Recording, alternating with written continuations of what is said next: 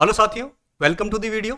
इस वीडियो में हम दक्षिणी अमेरिका महाद्वीप की कुछ प्रमुख भौगोलिक आकृतियों को देखेंगे, मैप पर उनको लोकेट करेंगे और उनको याद करने की भी कोशिश करेंगे। लेकिन सबसे पहले हम दक्षिणी अमेरिका महाद्वीप को खुद को देख लेते हैं।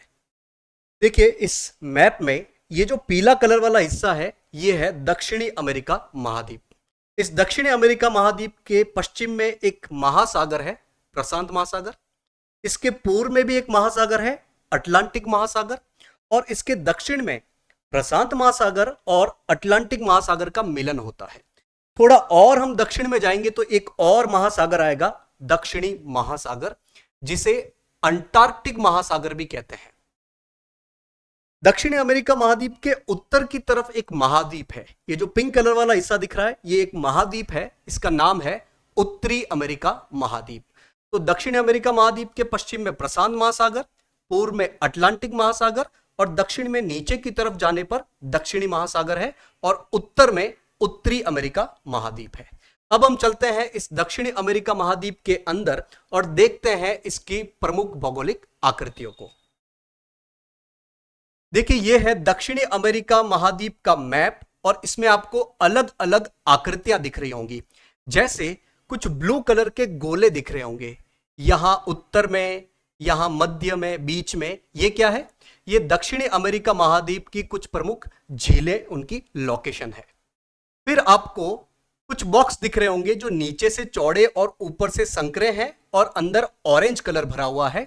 ये दक्षिणी अमेरिका महाद्वीप के कुछ प्रमुख पठार है। फिर आपको रेड कलर की लाइन दिख रही होगी, यहां पर एक रेड कलर की टेढ़ी मेढ़ी लाइन दिख रही होगी। यह है दक्षिणी अमेरिका महाद्वीप की प्रमुख पर्वतमाला। ऐसे ही आपको ब्लू कलर की कुछ लाइंस दिख रही होंगी। ये क्या है? ये दक्षिणी अमेरिका महाद्वीप की कुछ प्रमुख नदियां हैं। फिर हरे कलर वाले हिस्से दिख रहे होंगे, ये दक्षिण अमेरिका महाद्वीप के कुछ प्रमुख मैदान है। और कुछ पिंक कलर वाले हिस्से दिख रहे होंगे, ये दक्षिणी अमेरिका महाद्वीप के प्रमुख मरुस्थल है। हम इसी तरीके से एक एक प्रमुख भौगोलिक आकृति को दक्षिण अमेरिका महाद्वीप के मैप पर लोकेट करने वाले हैं और लोकेट करते करते लास्ट में अपने पास ये मैप बन जाएगा, जिसको याद करना बहुत आसान होगा। तो हमें दक्षिण अमेरिका महाद्वीप की इन प्रमुख झीलों, पठारों, पर्वतमाला, नदियां, मैदान और मरुस्थल को लोकेट करना है। इनके नाम यहां टेबल में दिए हैं। एक साथ देखेंगे तो कंफ्यूजन हो जाएगा, प्रेशर पड़ेगा और याद भी नहीं होगा। एक एक करके देखेंगे और एक एक करके हम मैप पर लोकेट करते हुए चलेंगे और लास्ट में जाते जाते अपने पास एक पूरा मैप बन जाएगा जिसमें ये सारी भौगोलिक आकृतियों की लोकेशन होगी।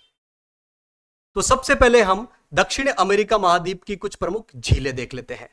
पहली झील है मराकाइबो झील। मराकाइबो झील जो दक्षिण अमेरिका महाद्वीप के उत्तर में वेनेजुएला देश में है।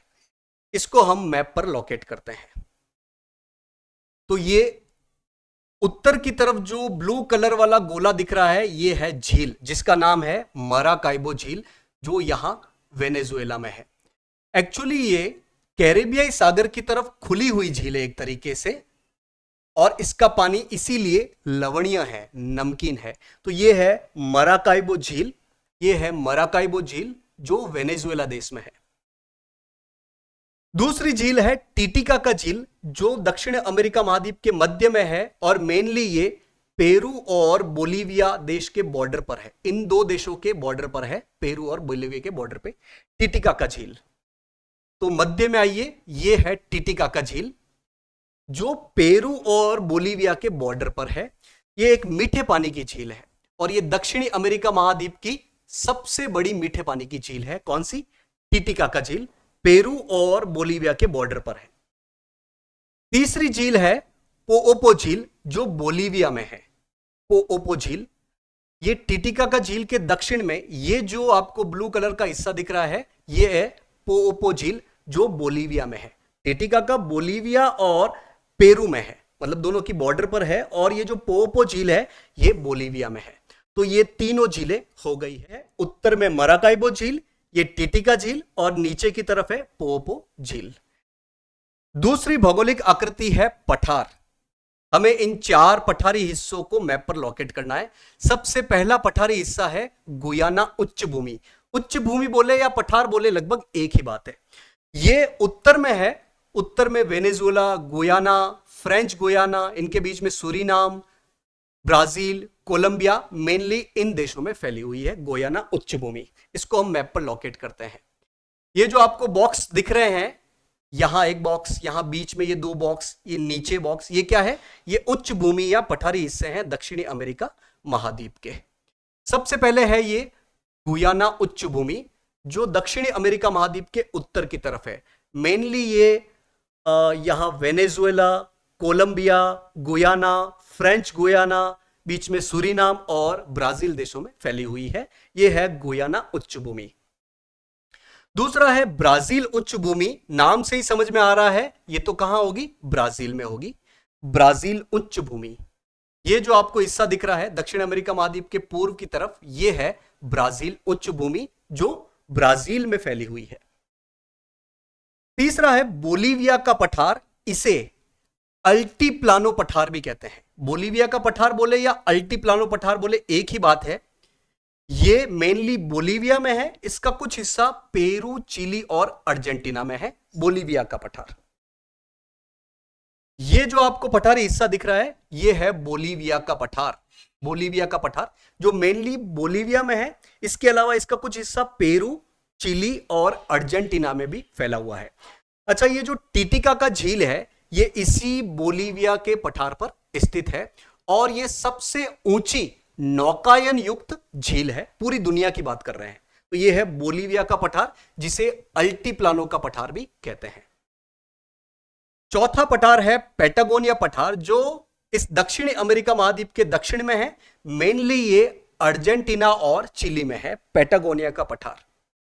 ये जो आपको दक्षिण अमेरिका महाद्वीप के दक्षिण में दिख रहा है पठारी हिस्सा, ये है पैटागोनिया का पठार जो चिली और अर्जेंटीना देशों में फैला हुआ है।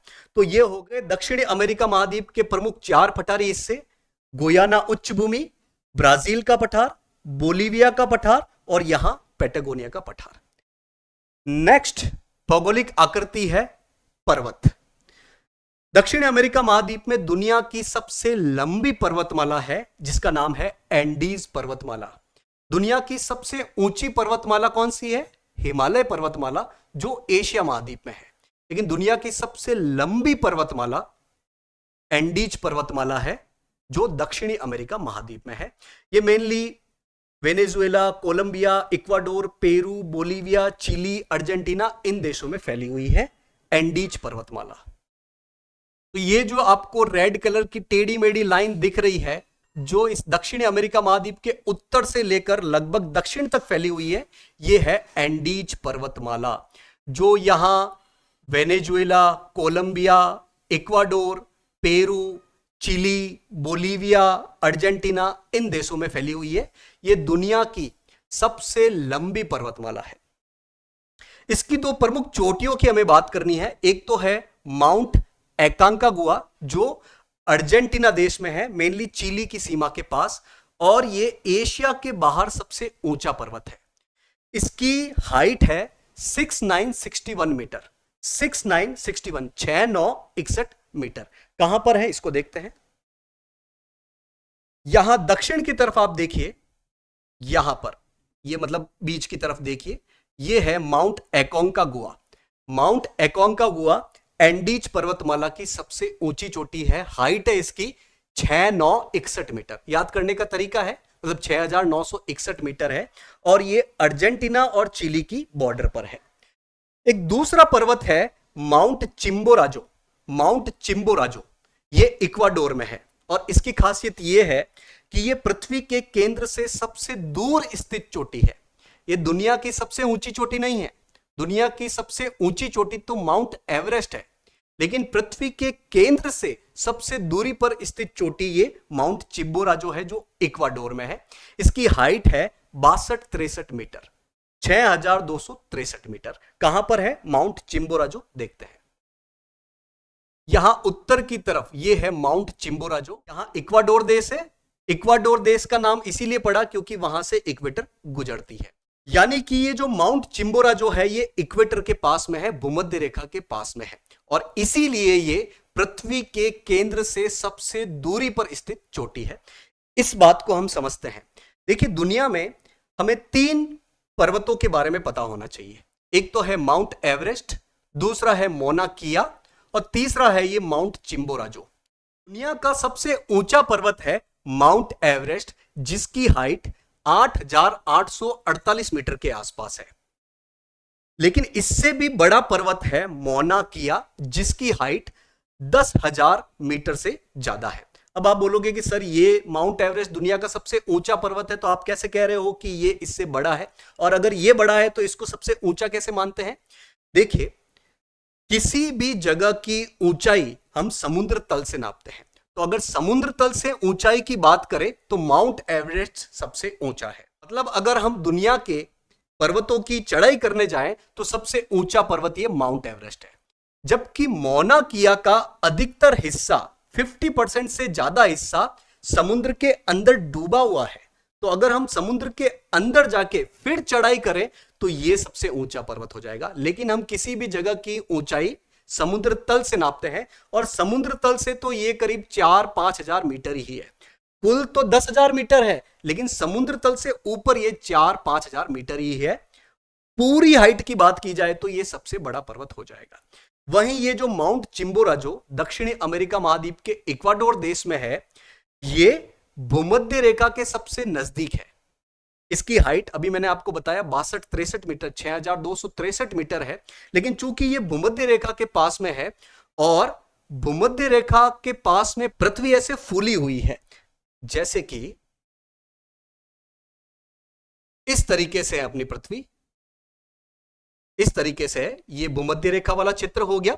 भूमध्य रेखा पर थोड़ी फूली हुई है। और ये जो पर्वत है माउंट चिम्बोराजो, ये इसी भूमध्य रेखा के पास में है। तो अगर हम केंद्र से दूरी की बात करें, केंद्र से दूरी की बात करें तो ये सबसे ज्यादा दूर हो जाएगा।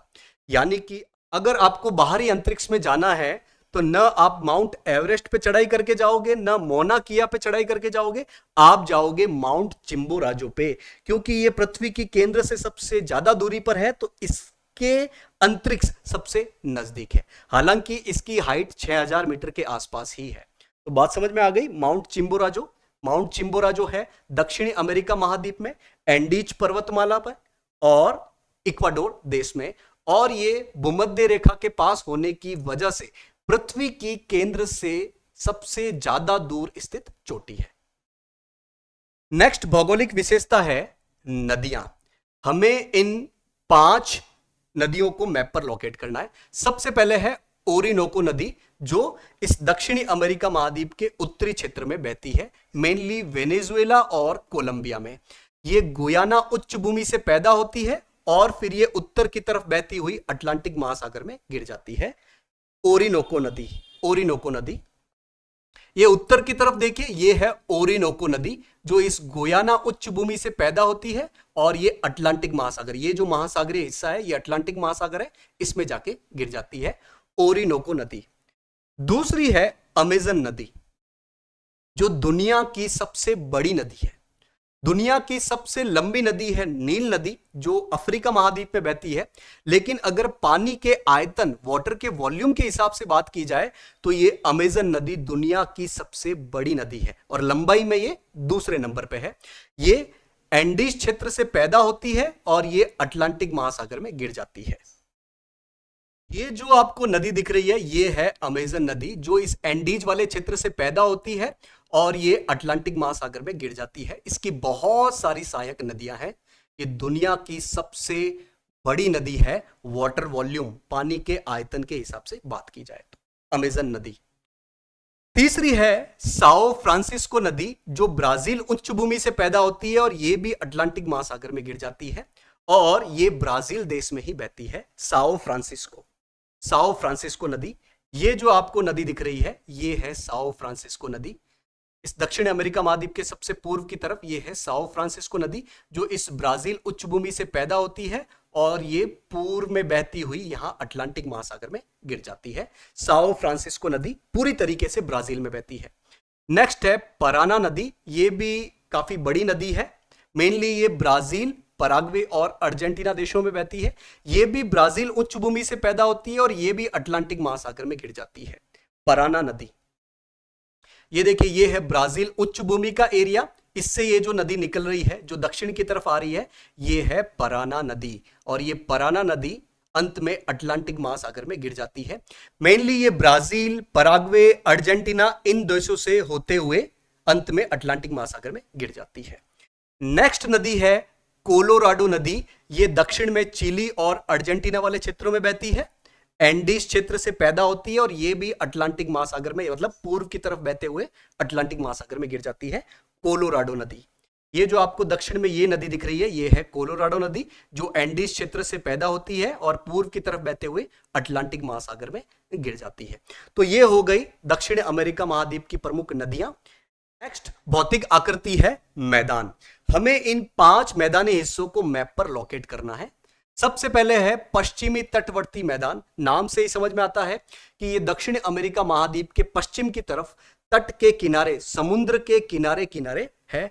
काफी लंबाई में फैले हुए ये मैदान है। मेनली ये कोलंबिया, इक्वाडोर, पेरू, चिली, इन देशों में है। मैप पर लोकेट करते हैं। ये जो पश्चिम में ये समुद्र के किनारे किनारे आपको ये जो ग्रीन कलर वाला हिस्सा दिख रहा है, ये जो मैदानी हिस्सा दिख रहा है, ये है पश्चिमी तटवर्ती मैदान। मेनली एंडीज और प्रशांत महासागर के बीच में ये फैले हुए काफी संकरे मैदान है। तो ये लगभग उत्तर से लेकर यहां दक्षिण तक फैले हुए हैं पश्चिमी तटवर्ती मैदान। नेक्स्ट है लानोस का मैदान, जो मेनली कोलंबिया और वेनेजुएला देश में है। ये उत्तर की तरफ है लानोस का मैदान। ये जो ग्रीन कलर वाला हिस्सा दिख रहा है, यहां पर ये जो ग्रीन कलर वाला हिस्सा दिख रहा है, ये है लानोस का मैदान। लानोस का मैदान, यहां पर ये गुयाना उच्च भूमि, गुयाना उच्च भूमि से हम उत्तर पश्चिम की तरफ चलेंगे, ये पूरा लानोस का मैदान है। नेक्स्ट है सेल्वास। सेल्वास ये मेनली वन है, जंगल है, और ये सदाबहार वन है। इस हिस्से में बहुत ज्यादा बारिश होती है, और चूंकि ये भूमध्य रेखा के आसपास है, इसीलिए इन्हें कहा जाता है भूमध्य रेखीय वर्षा वन या भूमध्य रेखीय सदाबहार वन। और ये काफी घने हैं। मेनली ये अमेजन नदी के बेसिन में फैले हुए हैं। मतलब अमेजन नदी और उसकी सहायक नदियां जिन जिन क्षेत्रों में बहती है, वो अमेजन बेसिन हो गया। और अमेजन बेसिन में आपको जो जंगल मिलेंगे उनको कहते हैं सेल्वास या अमेजन के फॉरेस्ट। तो ये मेनली ब्राजील में फैले हुए हैं। इसके अलावा Venezuela, Colombia, Ecuador, Peru, Bolivia, इन क्षेत्रों में भी फैले हुए हैं। और चूंकि बहुत ज्यादा घने हैं, बहुत ज्यादा वृक्ष है, इसीलिए इन्हें धरती के फेफड़े भी कहा जाता है, क्योंकि बहुत ज्यादा ऑक्सीजन प्रोड्यूस करते हैं। सेल्वास कहां पर है? सेल्वास ये देखिए, ये अमेजन नदी का बेसिन वाला एरिया हो गया। अमेजन और उसकी सहायक नदियां इन क्षेत्रों में बहती है। तो इस क्षेत्र में ये है सेल्वास या अमेजन के घने वन। दुनिया के फेफड़े कहा जाते हैं, इतने ज्यादा घने हैं। और चूंकि ये भूमध्य रेखा के आसपास है, इसीलिए इन्हें भूमध्य रेखीय वन भी कहते हैं। और चूंकि यहां पर बारिश ज्यादा होती है, हमेशा हरे भरे रहते हैं, इसलिए इन्हें भूमध्य रेखीय वर्षा वन भी कहा जाता है। क्या है ये? सेल्वास। फिर है ग्रान चाको, जो ब्राजील, बोलीविया, पराग्वे, अर्जेंटीना, इन क्षेत्रों में फैले हुए हैं। ग्रान चाको, ये जो हिस्सा आपको दिख रहा है, ये है ग्रान चाको। ये मैदानी हिस्सा है। ये जो बीच में हरा वाला हिस्सा दिख रहा है, बोलीविया पठार के दक्षिण की तरफ, ये है ग्रान चाको, ये मैदानी हिस्सा है। फिर दक्षिण में है पैम्पास घास के मैदान। ये शीतोष्ण कटिबंधीय घास के मैदान है। देखिए, अलग अलग महाद्वीप में हमको शीतोष्ण कटिबंधीय घास के मैदान देखने को मिलते हैं, लेकिन हर महाद्वीप में इनका अलग नाम है। जैसे यूरेशिया वाले हिस्से में कहा जाता है स्टेपीज, उत्तरी अमेरिका में कहा जाता है प्रेरीज, और दक्षिणी अमेरिका महाद्वीप में इनको बोला जाता है पैम्पास। मेनली ये अर्जेंटीना, उरुग्वे, ब्राजील, इन क्षेत्रों में है। ग्रीन कलर वाला हिस्सा दिख रहा है, ये है पैम्पास घास का मैदान। ये है पैम्पास घास का मैदान। और इस पैम्पास घास के दक्षिण की तरफ ये नदी है कोलोराडो नदी। तो ये हो गए दक्षिणी अमेरिका महाद्वीप के कुछ प्रमुख घास के मैदान। लास्ट भौगोलिक आकृति है दक्षिणी अमेरिका महाद्वीप के प्रमुख मरुस्थल। हमें इन 2 मरुस्थलों को मैप पर लोकेट करना है। पहला है अटाकामा, जो मेनली चिली में है। अटाकामा मरुस्थल, ये जो आपको पिंक कलर वाला हिस्सा दिख रहा है, ये है अटाकामा मरुस्थल। ये जो पिंक कलर वाला हिस्सा दिख रहा है, ये अटाकामा मरुस्थल। मेनली ये जो पश्चिमी तटवर्तीय मैदान है, उसी में ये स्थित है अटाकामा मरुस्थल। और ये दुनिया के सबसे शुष्क मरुस्थलों में से एक है। और मेनली यहां पर देश पड़ता है चिली। कुछ हिस्सा इसका पेरू में भी है। तो अटाकामा मरुस्थल मेनली चिली में है। नेक्स्ट है पैटागोनिया मरुस्थल, जो मेनली अर्जेंटीना में है। पैटागोनिया मरुस्थल, देखिए पैटागोनिया करके यहां पर पठारी हिस्सा भी है, इसी पठारी हिस्से पर यह फैला हुआ है पैटागोनिया मरुस्थल। और इसी पैटागोनिया मरुस्थल का जो उत्तरी हिस्सा दिख रहा है उसके उत्तर में ये नदी है कोलोराडो नदी। तो बेसिकली ये जो कोलोराडो नदी है ये पैम्पास घास के मैदान और इस पैटागोनिया मरुस्थल के बीच में सीमा निर्धारण का काम करती है। तो ये हो गए दक्षिणी अमेरिका महाद्वीप के प्रमुख भौगोलिक आकृतियां। क्योंकि इनको हमने मैप के माध्यम से देखा है तो इनको याद करना हमारे लिए बहुत आसान हो जाएगा। तो इस वीडियो में इतना ही। नेक्स्ट वीडियो में हम ऑस्ट्रेलिया और ओशनिया वाले क्षेत्र को देखेंगे। तो होप ये वीडियो आपके लिए फायदेमंद रहेगा। Thank you for joining.